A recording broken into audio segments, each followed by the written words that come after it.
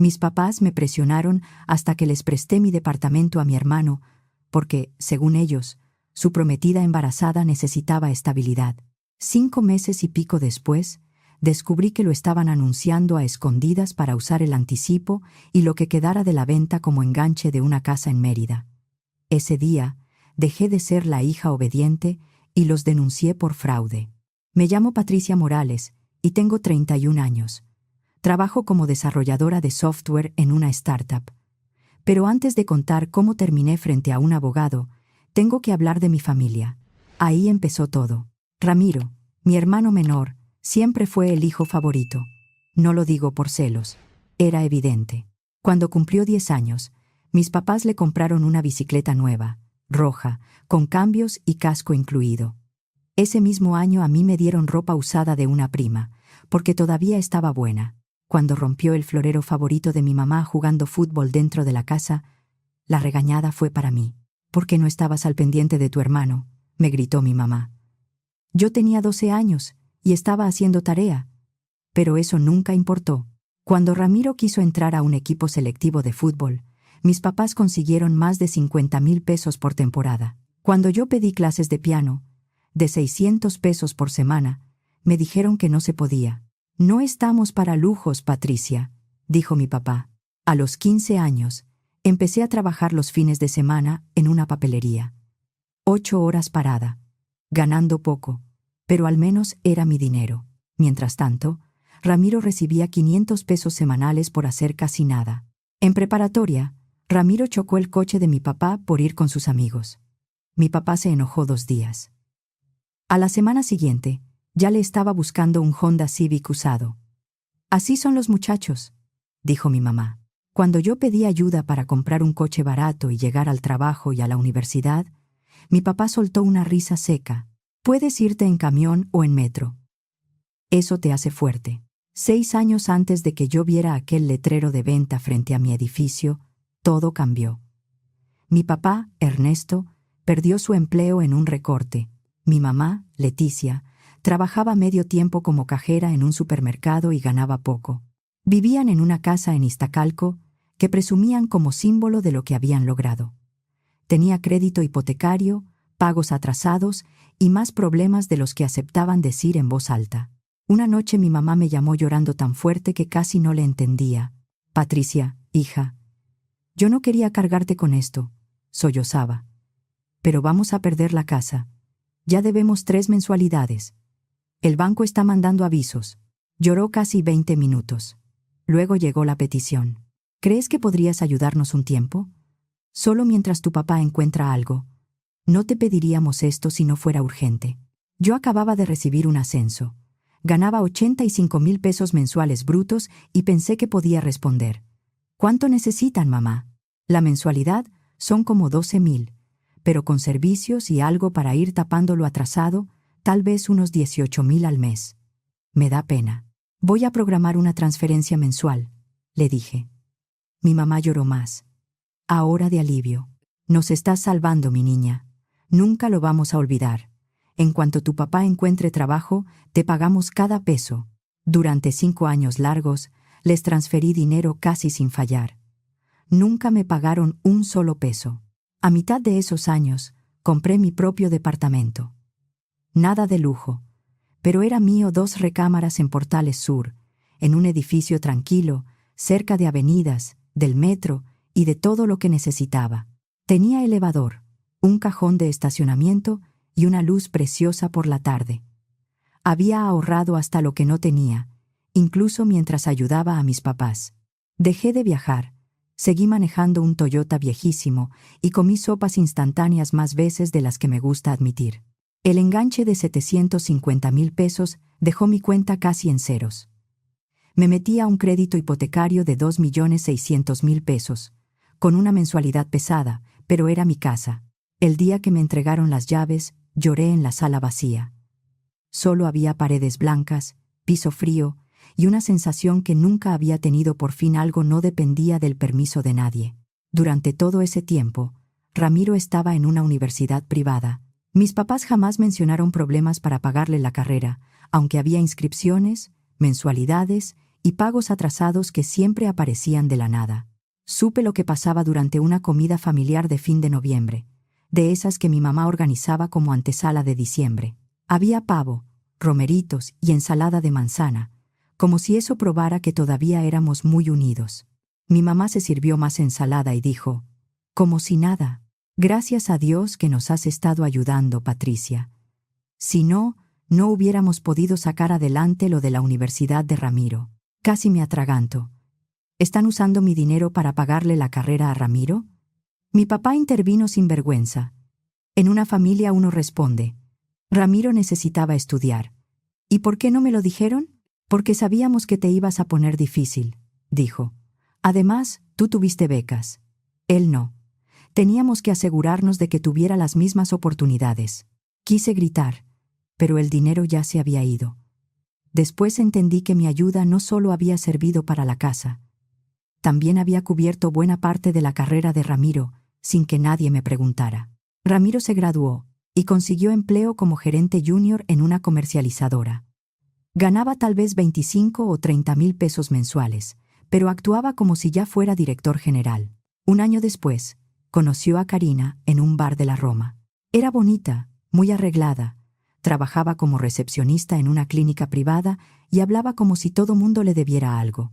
A los 6 meses, Ramiro le propuso matrimonio con un anillo que estoy casi segura de que mis papás ayudaron a pagar. Con mi dinero, claro. La cena familiar llegó un mes antes de la boda. Debí sospechar desde que mi mamá preparó enchiladas suizas, mi comida favorita. Ella nunca preparaba mis favoritos, a menos que necesitara algo. Ramiro llegó puntual por primera vez en años. Karina se sentó junto a él con una sonrisita cuidadosamente triste. Después de comer, mi papá se aclaró la garganta. Patricia, necesitamos hablar de algo importante como familia. Sentí un nudo en el estómago. Ramiro se va a casar, continuó. Y necesitan un lugar estable para empezar. Ya sabía hacia dónde iba eso. Pero esperé estar equivocada. Mi mamá entró con voz suave. Karina tiene 3 meses de embarazo. Necesitan tranquilidad para el bebé. Me da mucho gusto por ellos, dije. Seguro pueden encontrar algo bonito si se ajustan a su presupuesto. Mi papá se inclinó hacia la mesa. En realidad pensamos que tú podrías prestarles tu departamento. La frase se quedó flotando sobre la mesa. Solté una risa breve pensando que era una broma. Nadie se rió conmigo. Perdón. ¿Qué dijiste? Que se los prestes un tiempo, dijo mi papá. ¿Mi departamento? ¿El que compré con mi dinero? ¿El que sigo pagando cada mes? Entonces empezaron las lágrimas de mi mamá. Puntuales, como siempre.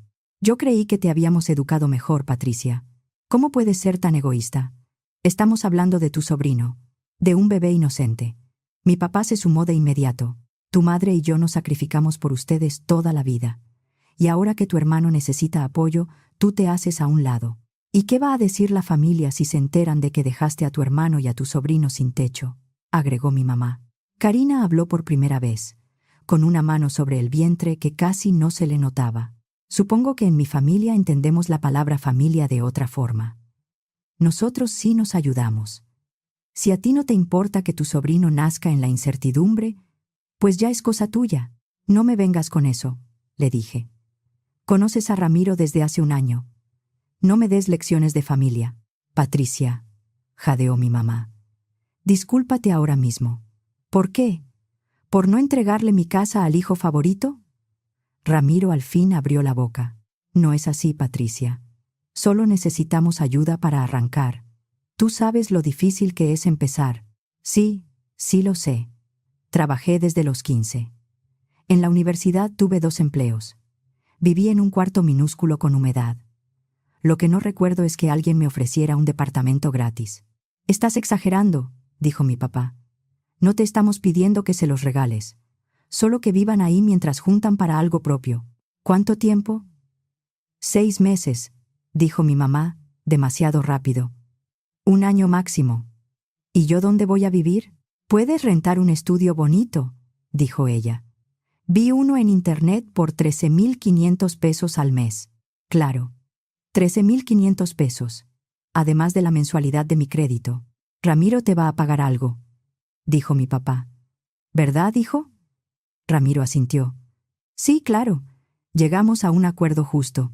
Siguieron 2 horas. Mi mamá lloró 3 veces. Mi papá cuestionó mi carácter y mis valores. Karina mencionó al bebé tantas veces que me dolió la mandíbula de apretar los dientes. Ramiro hizo promesas de pago que los dos sabíamos que no iba a cumplir.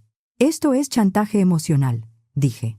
Lo vamos a arreglar, respondió mi papá de inmediato, como si tuviera miedo de que yo recuperara la razón. No te vas a arrepentir, hija. Estás haciendo lo correcto. La semana siguiente encontré un estudio diminuto. 45 metros cuadrados, 13.500 pesos mensuales, sin área de lavado y con un baño donde apenas cabía. Lo único que tenía era ubicación. Ramiro y Karina se mudaron casi de inmediato. Ni siquiera ofrecieron ayudarme a sacar mis cosas. Tuve que rentar una bodega para la mayoría de mis muebles, otros 2.000 pesos mensuales. Entre hipoteca, renta, bodega y las transferencias a mis papás, hubo meses en que sobreviví con tarjeta. El primer mes no llegó ningún pago. Le escribí a Ramiro. Hola, solo quería ver lo del apoyo mensual que habíamos acordado. Me respondió horas después. Todo está apretado con lo del bebé. ¿Lo vemos luego? Llamé a mi mamá. Ramiro no me está pagando nada. Ay, Patricia, no seas ambiciosa. Es tu hermano. Tú sabes lo caro que es un bebé. Ten tantita compasión. El segundo mes pasó igual. El tercero dejé de preguntar. Yo estaba perdiendo dinero por todos lados, pero no sabía cómo salirme de esa trampa sin convertirme en la villana de la familia. Ya había cedido. Ya les había dado mi casa. Y cuando una ha pasado toda la vida siendo la que cede, cuesta mucho acordarse de que también tiene derecho a decir basta. Me mantenía en contacto con Ramiro por mensajes, casi siempre para preguntar por el departamento. Él me mandaba fotos. Karina lo había decorado con cortinas nuevas, plantas caras, cojines y una alfombra que yo jamás me había permitido comprar. Casi 5 meses después, decidí pasar sin avisar. Todavía tenía mis llaves, pero toqué el timbre por educación. Era sábado por la tarde. La voz de Ramiro sonó detrás de la puerta. ¿Quién? Soy yo, Patricia. Necesito sacar unos documentos y unas cosas que dejé guardadas. Tendrías que haber avisado. Solo son 5 minutos. No estamos presentables. Ven otro día. Algo se sintió mal. Si era cuestión de cambiarse, podía esperar en el pasillo. Pero no abrió. Ni siquiera quitó la cadena. Me fui con la incomodidad pegada al cuerpo. Ese mismo día llamé a mi tía Teresa, hermana de mi mamá. Vivía a 2 calles de mi edificio, pasaba por ahí seguido y siempre había sido la persona más sensata de la familia. Tía, ¿me puedes hacer un favor? Cuando pases por mi edificio, fíjate si ves algo raro. No sé, movimiento, gente entrando, cualquier cosa. Claro, hija, yo me doy una vuelta. Una semana después, me llamó mientras yo estaba en la oficina, revisando un error de código que no lograba encontrar. Patricia, cariño, ¿estás sentada? ¿Qué pasó? Hay un letrero de venta frente a tu edificio. Eso no significa nada. Puede ser otro departamento. Vi a una asesora inmobiliaria mostrando el tuyo ayer. Tu departamento exacto. Me hice pasar por interesada y entré con el grupo. Sentí que se me iba la sangre de la cara. No puede ser. Te estoy mandando una foto. La foto llegó segundos después. Ahí estaba un letrero grande de una inmobiliaria.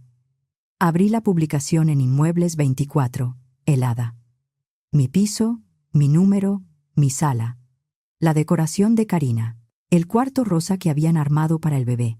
Incluso una foto de la boda de Ramiro y Karina sobre mi repisa. Precio de venta, 3.900.000 pesos. Llamé a la asesora inmobiliaria. Mi voz salió sorprendentemente calmada. Hola, vi el anuncio del departamento de 2 recámaras en Portales Sur. Sí, claro, es una propiedad muy bonita. Los vendedores están motivados. Si quiere verlo, le recomendaría moverse pronto. ¿Los vendedores son los dueños? Es un familiar con poder. Todo se revisaría con notaría antes de firmar, pero ya hay un anticipo. Colgué. Manejé directo a casa de mis papás. Era media tarde, de esas horas en que todavía no es hora pico, pero la ciudad ya está atorada. El tráfico sobre Tlalpan estaba pesado. Recuerdo semáforos y claxons. pero todo como si le estuviera pasando a otra persona. Los encontré en la cocina, tomando café, tranquilos, como si nada. ¿Qué hicieron con mi departamento? Mi mamá se puso pálida. Mi papá dejó la taza sobre la mesa con demasiada calma. ¿De qué hablas?, preguntó. Su voz estaba demasiado controlada. De mi departamento. El que tiene un letrero de venta afuera. El que están mostrando a desconocidos. Ese departamento. Mis papás se miraron. Ese intercambio fue suficiente. Ya lo sabían. Lo sabían desde el principio. Patricia, dijo mi mamá, tratando de tomarme la mano. Me aparté. Ni se te ocurra. Necesitamos dinero para nuestro retiro, dijo ella. Encontramos una casa preciosa en Mérida. No es un capricho. Es una inversión. ¿Con mi departamento? Lo vas a heredar algún día, dijo mi papá. También es una inversión para tu futuro. No quiero una casa en Mérida cuando ustedes se mueran. Quiero mi departamento ahora. No seas dramática, dijo mi mamá. Tú ganas bien. Puedes comprarte otro. ¿Me están haciendo un favor robándome? Robar es una palabra muy fuerte, dijo mi papá. Somos tus padres. Solo estamos acomodando los recursos de la familia de una forma más útil. Ustedes no pueden vender mi departamento. Está a mi nombre. Necesitan mi firma. Mi papá abrió un cajón de la cocina y sacó una carpeta. La tenía lista. Ese detalle fue lo que más me heló. Ramiro tiene un poder firmado por ti, dijo. Sentí que el estómago se me cerraba. Un año antes, yo había firmado un poder especial para que Ramiro hiciera un trámite vehicular mientras yo estaba fuera de la ciudad por una conferencia. Era para recoger documentos y resolverlo de una tarjeta de circulación. Un trámite específico. Nada más. Ese poder era para una cosa, dije. Una sola. No para vender mi casa. Esto es fraude. Es familia, dijo mi mamá. Como si esa palabra borrara cualquier delito. El comprador ya dejó un anticipo de 350,000 pesos, sujeto a la firma, añadió mi papá. La notaría estaba programada en 2 semanas. ¿Y de verdad creyeron que un notario iba a dejar pasar eso? Mi papá apretó la mandíbula. Ramiro se presentó como tu apoderado. La inmobiliaria subió el anuncio mientras se revisaban los papeles. Íbamos a arreglar lo demás. ¿Arreglar? Primero tendrían que liquidar mi crédito. Y después pretendían quedarse con lo que sobrara. Con eso podíamos dar el enganche en Mérida, dijo mi mamá. No queríamos hacerte daño. ¿Y dónde se supone que van a vivir Ramiro y Karina? Les encontramos un estudio en Iztacalco, dijo ella. Muy accesible. Más adecuado para una pareja que empieza. Los van a mandar a un estudio después de usar mi departamento para venderlo. Mi papá se puso de pie. Tenía la cara roja. ¿Quieres la verdad? Muy bien. Nos lo merecemos. Criamos a 2 hijos. Trabajamos toda la vida. Nos apretamos el cinturón mientras tú vives cómoda en tu departamentito con tus aparatos y tus gustos. Ese departamento debió haber sido para la familia desde el principio. Les he dado dinero durante 5 años. Más de 1,000,000 de pesos. Y lo agradecemos, dijo mi mamá. Pero esto es diferente. Esto es nuestro futuro. Nuestro retiro. ¿No quieres que seamos felices? ¿Cometiendo fraude? Mi papá soltó una risa breve. Una risa que nunca le perdoné. No vas a hacer nada. No vas a denunciar a tus propios padres. Vas a reclamar, vas a llorar y luego vas a aceptar, porque eso haces, Patricia. Aceptas. No me conocen en absoluto. Te conocemos mejor que tú misma, dijo mi mamá. Siempre has sido la responsable. Y lo correcto ahora es apoyar a tu familia. Siguieron hablando. Justificaron por qué robarme mi casa era, según ellos, un acto de amor. Que algún día se los agradecería. Que yo era joven y podía empezar otra vez. Que ellos ya habían dado suficiente. No vas a hacer nada, repitió mi papá. Nunca lo haces. Te has aguantado cosas peores. No vas a empezar a defenderte ahora.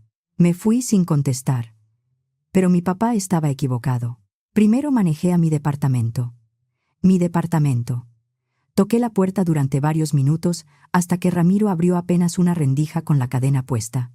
Patricia, no es buen momento. Abre la puerta o llamo a la policía y a mi abogado. Este es mi departamento. Te tienes que ir. Me están robando mi casa. Karina apareció junto a Ramiro. Ya estaba en el último tramo del embarazo y me miró como si yo fuera una amenaza. Estás exagerando. Si no te vas, voy a decir que me estás intimidando. Eso es mentira. ¿A quién crees que le van a creer?, dijo con una sonrisa pequeña y fría. ¿A la mujer embarazada o a la cuñada alterada que vino a hacer escándalo? Ramiro, por favor, tú sabes que esto está mal. Me miró. De verdad me miró. Por un segundo pensé que había culpa en sus ojos. Luego cerró la puerta en mi cara. Voy a buscar un abogado, dije desde el pasillo. La voz de Karina respondió desde adentro. Suerte con eso. Tu papá dijo que nunca te ibas a atrever. Dice que conoce muy bien a su niña obediente. A la mañana siguiente fui con un abogado. El licenciado Marco Hernández me lo recomendó una compañera del trabajo. Era caro. 2.500 pesos, la consulta inicial y honorarios, que me hicieron tragar saliva, pero no me importó. Le conté todo.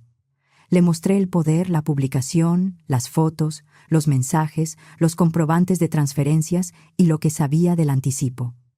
Revisó los papeles y levantó la vista. Patricia, con esto no podían vender. Este poder no les da facultades para actos de dominio y fue otorgado para un trámite específico. Lo que sí hay aquí es un intento de fraude. ¿Qué hacemos? Primero avisamos formalmente a la inmobiliaria y a cualquier notaría involucrada. Luego presentamos denuncia por fraude y uso indebido de documentos. También pedimos medidas urgentes para evitar cualquier firma o movimiento sobre la propiedad. Hágalo. Lo que sea necesario. Ese día se notificó a la inmobiliaria. La operación quedó congelada. Por suerte todavía no habían firmado escritura. Solo había anuncio, visitas, un anticipo y una promesa en proceso. El comprador se enfureció, pero recuperó su dinero. La denuncia señaló a mi papá, y a Ramiro mi mamá quedó mencionada en la carpeta por haber participado en la presión y el encubrimiento. Mi papá había empujado la operación, pero Ramiro no podía fingir que no sabía nada. Mi abogado también les mandó un aviso formal a Ramiro y a Karina para que entregaran el departamento por escrito. Si no lo hacían, iniciaríamos juicio y sumaríamos daños por el uso indebido de la propiedad. Ahí sí se asustaron. Mi teléfono explotó. Mensajes de mi mamá, de mi papá y de Ramiro. Audios, llamadas, correos, todos diciendo que yo estaba destruyendo a la familia. Los bloqueé. Después, llegaron cartas, correos a mi trabajo y flores con notas de disculpa que parecían más reclamos que disculpas. Mi mamá escribió 10 páginas sobre cómo yo estaba rompiendo el corazón de todos. Mi papá mandó una carta formal donde me llamaba ingrata y decía que me iba a sacar de su testamento. Casi me reí. ¿Qué herencia esperaba dejarme a alguien que había intentado vender mi casa? Karina tuvo el descaro de mandarme fotos del ultrasonido para hacerme sentir culpable por el bebé. Mandé una sola respuesta por medio de mi abogado. Cualquier contacto directo será considerado hostigamiento y se procederá legalmente. Ramiro y Karina aceptaron entregar el departamento al mes siguiente porque su abogado les explicó que pelearlo podía empeorar todo. Se fueron a vivir con los papás de ella en Atizapán, al norte de la zona metropolitana. El caso penal contra mi papá avanzó y Ramiro también quedó bajo investigación. La fiscalía los citó. En audiencia, el abogado de mi papá le recomendó aceptar una suspensión condicional del proceso por 2 años, con reparación del daño, multa y obligación de no acercarse a mí ni intentar ningún acto relacionado con mi propiedad. 2 semanas después de recuperar mi departamento, me llamó mi tía Teresa. «Tu mamá vino a mi casa histérica», me dijo. «El banco ya empezó a moverse porque dejaron de pagar otra vez». Se quedó en silencio unos segundos. «Patricia, ¿cuánto les dabas?» 18,000 pesos al mes. Durante 5 años. Mi tía respiró hondo. Más de 1 millón de pesos. Sí, qué bueno que paraste, hija. No aflojes. La noticia se regó por la familia rápido. Entonces me enteré de que yo no había sido la única. Mis papás habían pedido dinero a parientes con pretextos de gastos médicos, fugas urgentes y deudas temporales. Uno por uno, algunos familiares empezaron a buscarme. No para defenderlos a ellos, sino para apoyarme a mí. para decirme que por fin alguien había hecho algo. La llamada más inesperada vino de mi abuela Esperanza, la mamá de mi papá. No hablaba con ella desde hacía años, porque mis papás siempre decían que era difícil y metiche. Después, supe que también le habían pedido dinero varias veces. Patricia, hija, me dijo. Me contaron lo que pasó. Abuela, no tienes que explicarme nada. Ya hablé con mi notario. Tus papás no van a seguir usando a la familia como si todos les debiéramos algo. Me quedé muda. Han abusado de mucha gente, continuó. Pero contigo se pasaron. Ya estuvo. 3 meses después de que Ramiro y Karina entregaron el departamento, mi mamá apareció en mi oficina. Yo estaba en una junta cuando recepción llamó. Hay una señora aquí que dice ser su mamá. Está muy alterada. Al fondo escuché gritos. Bajé al lobby. Mi mamá se veía deshecha, ropa arrugada, ojos hinchados, la voz rota. Patricia, dijo al verme, tienes que ayudarnos. Estamos durmiendo en el coche. Soy tu madre. No. Eres una persona que intentó quitarme mi casa. Se lanzó hacia mí como si quisiera agarrarme del brazo. Seguridad intervino de inmediato. Señora, tiene que retirarse o llamaremos a la policía. Llámenla, gritó. Mi hija es una ingrata. Destruyó a su familia. Metió a su papá en un problema penal.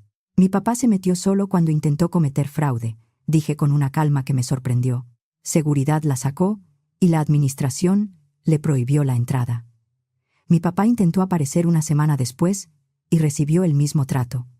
Después fueron a buscarme al departamento, pero yo ya había instalado cámaras. Llamé a la policía y mi abogado solicitó medidas de protección. Ramiro intentó otra vía. Hizo que la familia de Karina me llamara. La mamá de Karina, Elena, me dejó un mensaje de voz diciendo que Ramiro y su hija estaban pasando por un momento difícil, que el bebé ya casi nacía y que una criatura inocente no tenía la culpa. No contesté, pero investigué un poco. Ramiro y Karina estaban perfectamente bien. Los papás de Karina tenían un negocio de plomería exitoso y una casa grande con un departamento independiente al fondo, donde ellos vivían sin pagar renta. No estaban en crisis. Solo era otra forma de manipularme. Mis papás se estaban quedando con distintos parientes, siempre con la misma historia de su hija cruel que los había abandonado. Pero los parientes empezaron a comparar versiones. En menos de 2 meses, quemaron casi todos los puentes. Ahora están en un albergue temporal, me dijo mi tía Teresa un día. No lo admiten, pero una amiga mía es voluntaria ahí y los vio. No pregunté más. Por primera vez, sus problemas no eran automáticamente míos. 6 meses después de que todo explotó, recibí una carta de Ramiro, una carta en papel, porque lo tenía bloqueado de todas partes. Patricia, sé que me odias, no te culpo. Emma nació poco después de que entregamos el departamento. Sí, tuvimos una niña. Karina tuvo complicaciones en el parto y nos asustamos mucho. Mientras esperaba noticias, pensé en lo que yo querría para mi hija si algún día necesitara ayuda. Querría que su familia la cuidara, no que la usara. Perdón. Yo sabía que mamá y papá usaban tu dinero para mi universidad. Sabía que lo del departamento estaba mal. Sabía que ese poder no servía para vender nada. Y no me importó porque me convenía. No te escribo para pedirte dinero ni para que me perdones. No sé cómo reparar esto. Solo sé que ya no puedo fingir que no hice nada. Ramiro. Leí la carta 3 veces. Luego la guardé en un cajón, no porque lo perdonara, sino porque al menos una vez había dicho la verdad. No estaba lista para perdonarlo. Además, una disculpa sin reparar nada seguía siendo solo una carta. Mi departamento se sentía diferente cuando volví a vivir ahí. Saqué cualquier rastro de Ramiro y Karina. Cambié cortinas, pinté las paredes, compré muebles poco a poco y tiré la alfombra. Quité cada cosa que me recordara que alguien más había vivido ahí, como si fuera dueño. Volvió a ser mío. Una noche, mi prima Valeria fue a mi departamento con una botella de vino. «Sabes que la comida familiar de fin de noviembre será en casa de mi mamá, ¿verdad?», me dijo. «No sé si quiero ir. Tus papás no van. Ramiro tampoco. Tú sí estás invitada». Fui. Fue extraño ver los espacios vacíos donde antes se sentaban mis papás y Ramiro. También fue liberador. Nadie me comparó con Ramiro. Nadie me pidió dinero. Nadie me dijo que yo tenía que entender, ceder, apoyar o sacrificarme. Después de comer, mi abuela Esperanza me llevó aparte. «Estoy orgullosa de ti», me dijo, «por defenderte. Tus papás siempre te trataron como si valieras menos». Se me cerró la garganta. Yo también debí decir algo. «No, hija, tú eras la niña. Los adultos fallamos». La última actualización que tuve sobre mis papás fue por mi tía Teresa, hace como un mes. «Rentan un departamento pequeñito en Iztacalco», me dijo. «Tu papá trabaja de vigilante nocturno. Tu mamá volvió de cajera. Siguen diciendo a quien quiera oírlos que tú les arruinaste la vida. Ha pasado un año desde que vi aquel letrero de venta frente a mi edificio. Sigo trabajando en la misma startup y me ha ido mejor de lo que esperaba. El valor de mi departamento subió alrededor de $500,000. Estoy saliendo con alguien, Miguel, que todavía no puede creer la historia de mi familia.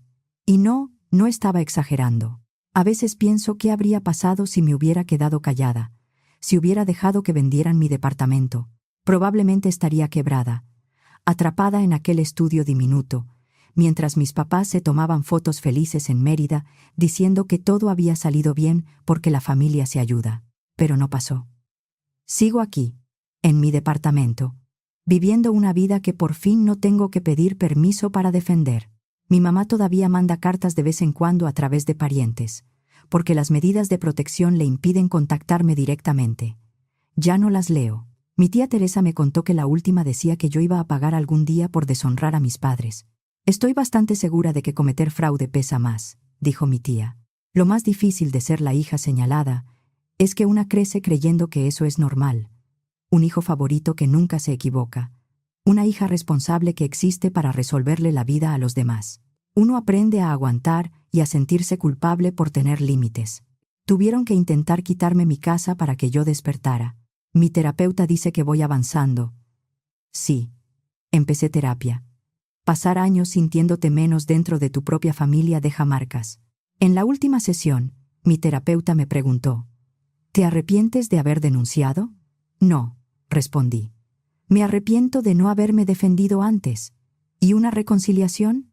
Primero tendrían que admitir de verdad lo que hicieron. No una disculpa para volver a tener acceso a mí. Una admisión real. ¿Crees que lo harán? No. ¿Y cómo te sientes con eso? Respiré hondo. En paz. Todavía tengo familia. Mi tía Teresa. El tío Carlos. Mi prima Valeria. Mi abuela Esperanza. Los parientes que eligieron ver la verdad.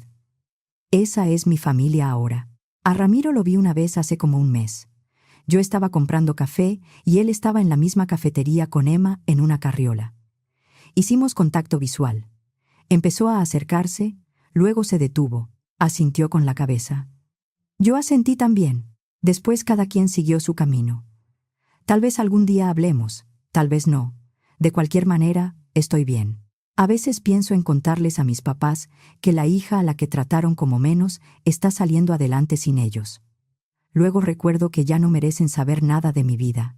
Lo que entendí no fue de golpe. Primero me quedé mirando mi departamento vacío, después de sacar las cosas de Ramiro y Karina, y me dio rabia pensar que casi me convencen de que defender mi propia casa era ser mala hija.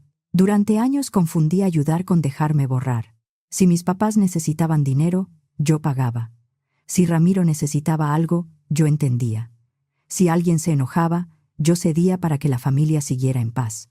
Pero esa paz siempre salía de mi bolsillo, de mi cansancio y de mi silencio. Cuando puse un límite, lo que se rompió no fue la familia, fue el arreglo que les convenía. Ayudar no puede significar dejar que te vacíen la vida. Y ser buena hija, buena hermana o buena persona no obliga a quedarse donde tratan lo tuyo como si estuviera disponible para todos, menos para ti.